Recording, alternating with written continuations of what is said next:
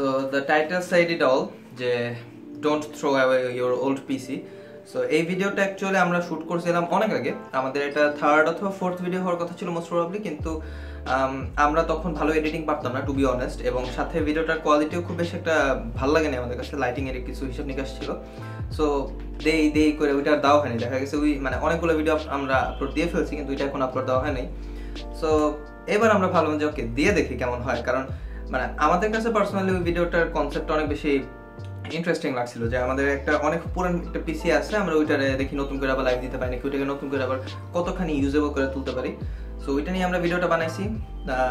এই ক্লিপটার বিষয় হচ্ছে যে ভিডিও কোয়ালিটি নিয়ে একটু মাথা ঘামায়েন না, ভিডিওটা মানে আমরা কিভাবে কাজ করছি সেটা আপনারা ফলো করে আপনারা নিজেরা আপনাদের আগের পিসিটা হয়তো আগের মতো করে ফেলতে পারবেন, অথবা কিছুটা হলে ইউজেবল করতে পারবেন সেকেন্ডারি পিসি হিসেবে। So let's get started once again, মানে এটা পরে আরেকবার বলা হবে। Let's get started. I am Sifat, আর এটা হলো জয়, আর এটা হলো আমার নতুন পিসি, সরি এটা আমার অনেক পুরান পিসি। অ্যান্ড ওকে, এই পিসিটা হলো আমার first PC actually, and this is my last PC also, কারণ এরপর আমি ল্যাপটপে শিফট করছি, অ্যান্ড বিগত 2 বছরে এই পিসি নিয়ে কোনো কিছু করা হয় নাই, এমনকি এটা কালে বদলে চালানো হয়েছে আর কি মাঝের মধ্যে। And আপনার অবস্থা দেখতে পাচ্ছেন যে kind of like shit, yeah.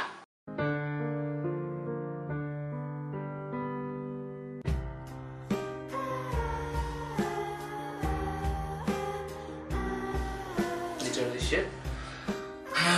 So আমি চিন্তা করতেছিলাম যে আমি একটা নতুন পিসি নিব আলটিমেটলি, তো এখন আমার টাকা পয়সা নেই, আমি ফকির, তো ভাবলাম যে এখন সেকেন্ডারি ডিভাইস হিসেবে এটা ইউজ করা যায় কিনা কোনোভাবে। তো হ্যাঁ, আপনারা কমেন্ট বক্সে হয়তো বলতে পারেন যে এটার পিছে কিসের জন্য আপনি টাকা ওয়েস্ট করবেন। না, আমি অ্যাকচুয়ালি ওয়েস্ট করতেছি না, আমি দুটো এমন জিনিস কিনতেছি যেটা আমি আমার নেক্সট বিলটাতে আমি ইউজ করতে পারি। একটা power supply, this is a shit power supply, আমি একটা ভালো পাওয়ার সাপ্লাই নিতেছি, আর একটা হার্ড ডিস্ক নিতেছি যেটা 1 টেরাবাইট সিগেট প্যারাকোটা হার্ড ডিস্ক, আর একটা এনটেক V450 পাওয়ার সাপ্লাই। যে দুটা দিয়ে আমি আমার এই বিল্ড করবো, অ্যান্ড লেটস সি এটা আমার কতটুক ডিমান্ড ফুলফিল করতে পারে। অ্যান্ড আফটার দ্যাট আমি ট্রাই করবো যে মাদারবোর্ড, র্যাম আর প্রসেসর একসাথে চেঞ্জ করতে ইফ পসিবল, অ্যান্ড সেটার ভিডিও আমি লাইক নেক্সট ইয়ার দেওয়া ট্রাই করবো, এই ইয়ার হয়তো পসিবল হবে না। And yeah, that's it for intro. So and it's a very relax video as I am telling, and let's get started.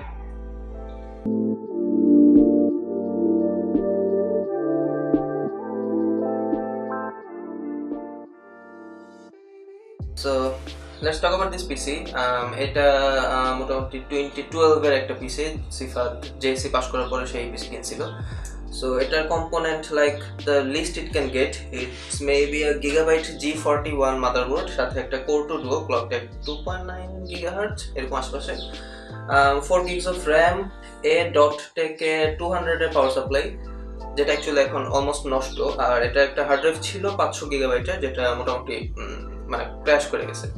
So ওর এই পিসিটা, ওর একটা গ্রাফিক্স কার্ডও ছিল, তো সব কিছুই নষ্ট হয়েছে বেসিক্যালি ওর পাওয়ার সাপ্লাইটার জন্য। ওর পাওয়ার সাপ্লাই অনেক বেশি পাওয়ার আপ ডাউন করতো, সো আলটিমেটলি ওর হার্ড ড্রাইভ ক্র্যাশ করতে করতে তো পুরোটাই নষ্ট হয়ে গেছে, আর ওর জিপিইউটাও শেষ।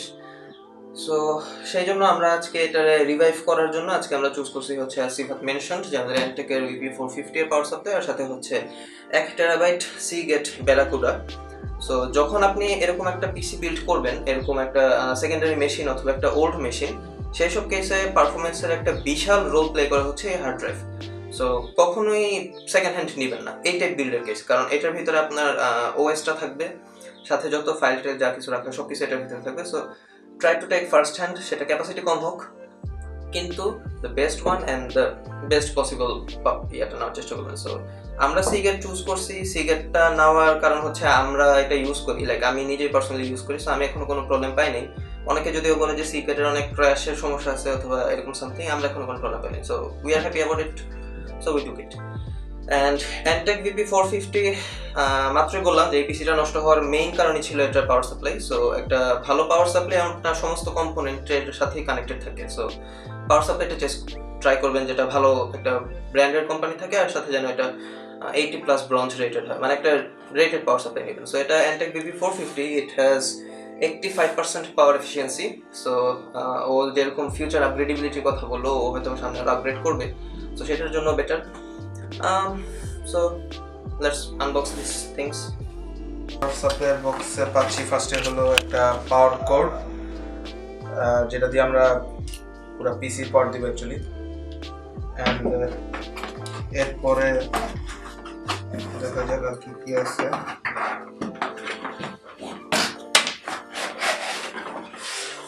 এই হলো টোটাল বক্সের ভিতরে কি আছে। ফার্স্টে একটা ইউজার গাইড, ওকে, দেন আছে কিছু screws to mount it with the casing, and this is our actual power supply. Yeah, we are not faking it, it's brand new.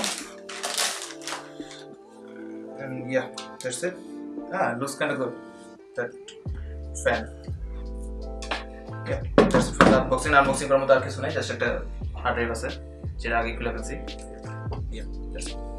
কেসিংটির internal দেখে আপনারা বুঝতে পারতেছেন কেসিংটিতে কী পরিমাণ ধুলোবালি জমে রয়েছে, এবং এই ধুলোবালি জমার পিছনে অনেক কারণও রয়েছে। 2 বছরে কয়েকবার ইন্টারনাল পার্টসগুলোকে, ইন্টারনাল অংশটাকে পরিষ্কার করা হলো, তেমন কোনোভাবে এটাকে যত্ন নেওয়া হয়নি। এবং একই সাথে এর পিছনে আরেকটা বড় কারণ হলো কেসিংটির ইনটেক এবং আউটটেক এয়ারফ্লো। আমরা সবাই জানি ইনটেক এবং আউটটেক এয়ারফ্লো যদি ব্যালেন্সড না হয়, তাহলে কোনোভাবেই কেসিংয়ের ভিতরের ধুলাবালি জমার থেকে আটকানো যাবে না, ধুলাবালি জমবেই। এবং একই সাথে এর যে এয়ার ভেন্টিলেশনগুলো কোনোটাতেই ফিল্টার লাগানো নেই, যেটা এখনকার নতুন কেসিংগুলোতে আছে। তাই আমরা সবাইকে সাজেশন দিই যে অবশ্যই আপনার কেসিংগুলোতে এয়ার ইনটেক এবং আউটটেক এয়ারফ্লো যেন ব্যালেন্স থাকে, সেটা চেক করবেন। এবং don't cheap out on your casing please, এটা খুবই খারাপ জিনিস। অ্যান্ড আমরা একইভাবে সবসময় বলে আসছি যে কেসিংটা অন্তত ভালো দেখে নেবেন। অ্যান্ড এই সমস্যা থেকে পরিত্রাণ পাওয়ার একটাই উপায় হলো যে প্রত্যেকটা পার্টসকে খুলে পরিষ্কার করে, ইন্টারনালস পরিষ্কার করে, দেন আবার রিঅ্যাসেম্বল করে পুরো পিসিটাকে আবার নতুন করে বিল করা। তাছাড়া এই সমস্যা থেকে পরিত্রাণ পাওয়া যাবে না, এবং সেটাই আলটিমেটলি এখন আমি করতেছি। কেসিংটির সবগুলো পার্টস ডিঅ্যাসেম্বল করার পরে যে কাজটা আমাদের সবার ফার্স্টে চোখে পড়ে সেটা হলো একে পরিষ্কার করা অবভিয়াসলি। এবং এই অভিযানটির প্রধান দায়িত্ব পড়েছিল আমাদের জয় ভাইয়ের কাছে, এবং তিনি খুব সুন্দরভাবে আমার কেসিংয়ের একমাত্র ফ্যানটিকে পরিষ্কার করার অভিযানে নেমেছেন, এবং তাকে এটিকে পরিষ্কার করতে খুব ভালোই বেগ পেতে হচ্ছে, যেটা আসলেই খুবই প্রশংসার বিষয় যে তিনি এটি ট্রাই করেই যাচ্ছেন পরিষ্কার করার। এবং আমিও জানি, আপনিও জানেন, এটা ঠিকভাবে পরিষ্কার করা সম্ভব নয়। এরপরে তিনি রাবার দিয়ে র্যামগুলোকে পরিষ্কার করছেন, র্যামের সামনের অংশগুলোকে, যাতে সেগুলো আরও বেটার পারফর্ম করে। আমার মনে হয় ক্লক স্পিড অনেক বেশি বেড়ে যাবে এই কাজ করাতে, এবং সেটা আমার এই পচা পিসিকে আরও ভালো করে তুলবে।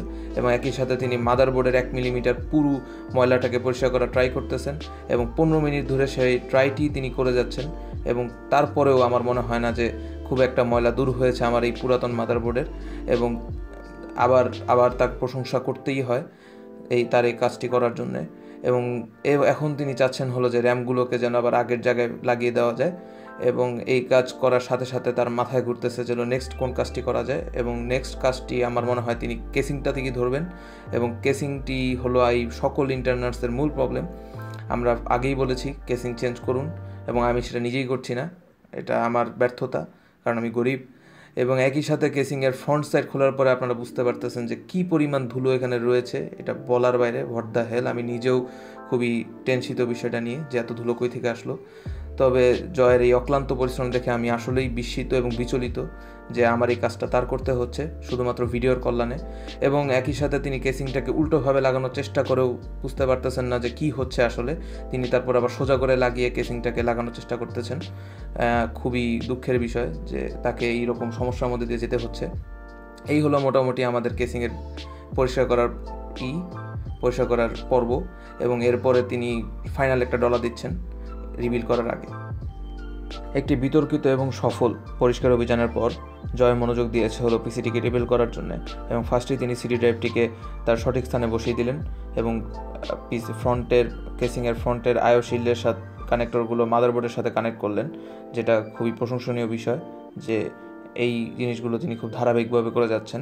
এবং একই সাথে তিনি আমার পিসির একমাত্র নতুন যে হার্ড ড্রাইভটি সেটিকে তার কারেক্ট স্থানে বসিয়ে সেটাকে সাথে মাদারবোর্ডের সাথে সংযুক্ত করলেন একটা SATA কেবলের সাহায্যে। এবং দ্বিতীয়ত এরপরে তিনি পাওয়ার সাপ্লাইটিকে আমার কেসিংয়ের সাথে যুক্ত করলেন 4টি সদৃশ্য এবং সুদৃশ্য স্ক্রুয়ের সাহায্যে, যেটাও খুবই প্রশংসার দাবিদার। এবং এই কাজগুলো করার পরে তিনি বাকি পাওয়ার সাপ্লাই কানেক্টরগুলো মাদারবোর্ডের সাথে কানেক্ট করলেন। এবং এই বিষয়গুলো নিয়ে আমরা একটা পিসি বিল্ড 101 ভিডিও বানাবো, যেটা সম্পর্কে যদি আপনাদের আগ্রহ থাকে কমেন্ট বক্সে জানাতে পারেন। না জানালেও আমরা ভিডিওটি করবো আশা রাখি। এবং বাড়তি তারগুলো যেগুলো আমার পিসিতে সাপোর্ট করে না এবং যেগুলো ইউজ করার সামর্থ্য আমার পিসির নেই, সেগুলো আমরা উপরের কম্পার্টমেন্টে রেখে দিলাম এবং 24 পিন কানেক্টরটি লাগিয়ে দিলাম মাদারবোর্ডের সাথে, সাথে অন্যান্য কানেক্টরগুলো লাগিয়ে দিলাম। এভাবে আমাদের সম্পূর্ণ হলো পুরো পিসির রিবিল্ড প্রক্রিয়া।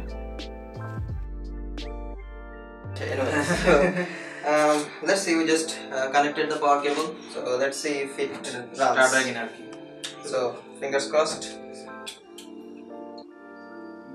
Okay, I heard spinning. Okay, motor is check.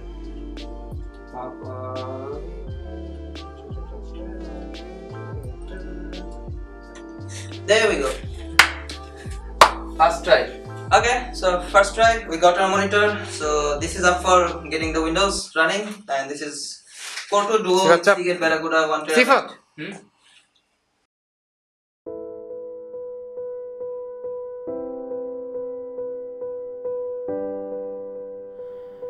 এরকম একটি ভাঙ্গারি পিসিকে প্রথম ট্রায়ালে রান করার উল্লাস এবং মজাটা সবুজ ভাই কোনোভাবেই পাত্তা দিলেন না। আমি ফ্রেমে চলে আসাতে তিনি আমাকে ঝাড়ি দিয়ে সরিয়ে দেওয়ার চেষ্টা করলেন। যাকগে, এসব দুঃখের কথা বাদ দেই এবং আমার এই প্রায় নতুন চকচকে পিসিটি উপভোগ করি।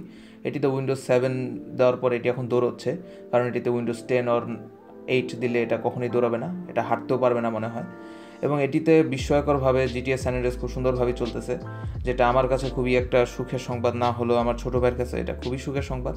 তিনি GTA San Andreas সহ Call of Duty 1, 2 সহ আর অনেক আদিমকালের গেমগুলো খুব ভালোভাবেই খেলতে পারতেছেন এটিতে, যেটি খুবই বিস্ময়কর এবং বিচলিত বিষয়। যদিও আমি খুব একটা বিচলিত আর বিস্মিত হইনি, তবে আপনাদের জন্য আমার একটা পরামর্শ থাকবে যে পুরনো পিসি যদি আপনাদের একান্তই প্রয়োজন না হয় ফালিয়ে দেওয়ার ট্রাই করবেন না। Try to rebuild it, try to build it and try to upgrade it. Who knows, it can be your secondary device or secondary PC. সবসময় সেকেন্ড একটা অপশন থাকা ভালো, যেটা আমার কাছে মনে হলো যে আপনাদের জানিয়ে রাখা দরকার। এবং এটাই আমাদের আজকের ভিডিওর মূল মন্ত্র আর মূল উদ্দেশ্য। তবে আরও যদি কারো কিছু জানার থাকে এই বিষয়ে যে পুরনো পিসি কীভাবে আপগ্রেড করবেন এবং আপনার সিস্টেম অনুযায়ী আপনার কী আপগ্রেড করা উচিত, let us know in the comment section below. And yeah, that's it. পিসির এই বিলটির বিভিন্ন কমেন্টারি নিয়ে যদি কোনো মন্তব্য থাকে কমেন্ট বক্সে জানান, এবং এরকম ভিডিও আরও সামনে দেখতে চাইলে let us know in the comment section below again. That's it, signing out.